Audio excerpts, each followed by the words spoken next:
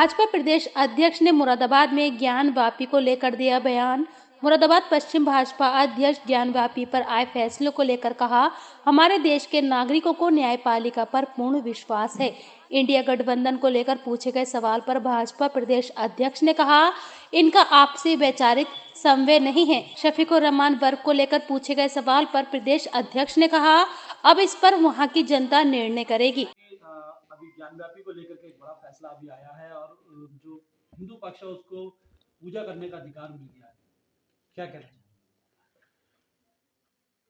हमारे यहाँ सभी देश के नागरिकों को देश की न्यायपालिका पर पूर्ण विश्वास है और हम सबको धैर्य रखना चाहिए और जो भी न्यायालय का निर्णय हो हम सब लोग उसे स्वीकार करेंगे।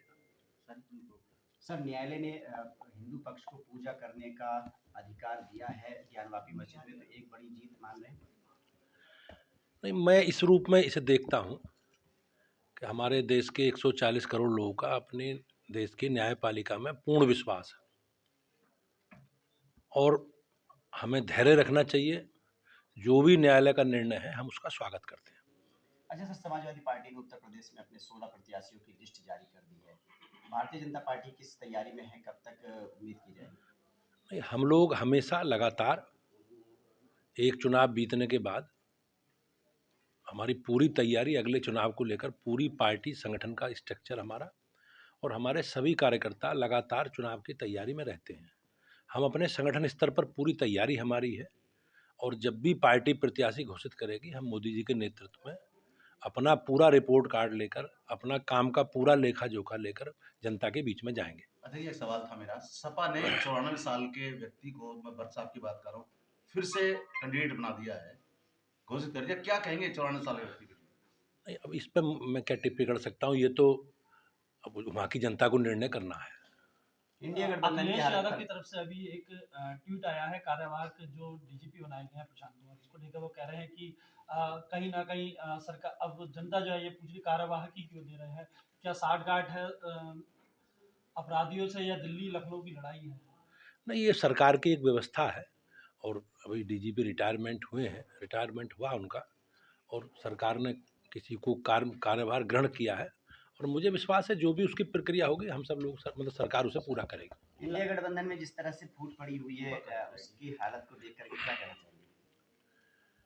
नहीं, आप जिस प्रकार से, ये कोई वैचारिक इनका आपस में समन्वय नहीं है और कांग्रेस का गठबंधन के प्रति जो हमेशा उनका एक नज़रिया रहा है, एक दृष्टिकोण रहा है, आप अगर देखेंगे उनका इतिहास भी, तो हमेशा कांग्रेस की ने हमेशा गठबंधन में जब भी कोई सरकारें बनी, जो भी मिली जुली कभी सरकार बनने का अवसर आया, तो हमेशा कांग्रेस ने उन सरकारों को बीच में ही गिराने का काम किया और ये लोग पिछले लगभग 10 वर्षों से गठबंधन में ही चुनाव लड़ रहे हैं। लेकिन चुनाव के बाद गठबंधन कहाँ जाता है, ये लोग क्या करते हैं, तो ये केवल चुनावी गठबंधन है, चुनाव के लिए गठबंधन है, अपने परिवार को बचाने के लिए गठबंधन है और जो अनैतिक काम किए हैं, एक भाई भतीजे के आधार पर इन्होंने जो पूरा एक भ्रष्टाचार किया है, उसको बचाने का गठबंधन है। लेकिन देश की जनता, प्रदेश की जनता सब जानती है और प्रदेश की जनता का, देश की जनता का गठबंधन मोदी जी से है।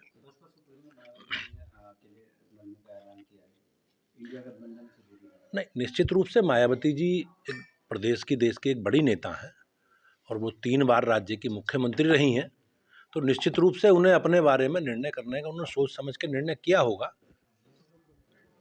ईडी की जांच पर सवाल उठाए जा रहे हैं। मुझे ऐसा लगता है, आप लोग देखते होंगे, अब जब लालू यादव जी जब पहली बार चारा घोटाले में गिरफ्तार हुए तो उस समय किसकी सरकार थी?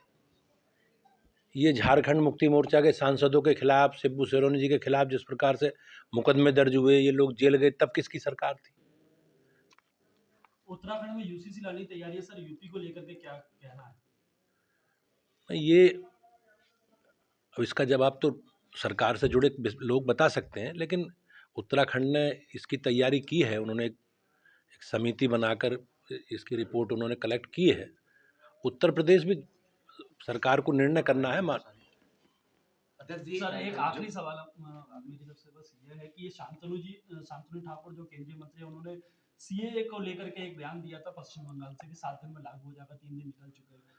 किस तरह से देखते नहीं, हैं क्या? ये निर्णय सरकार को करना है और सरकार के लोग ही इस पर कुछ अधिकृत बातचीत कह सकते हैं। अध्यक्ष जी, जो सपा की लिस्ट जारी हुई है नॉमिनेशन उसके लिए, उसमें 3 परिवार के लोग हैं।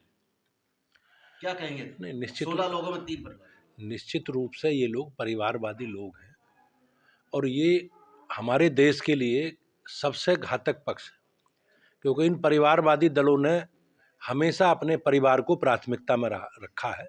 देश के विकास के प्रति कहीं ये लोग गंभीर नहीं है, ये अपने परिवार को और अपनी विरासत को बचाने के लिए गंभीर है।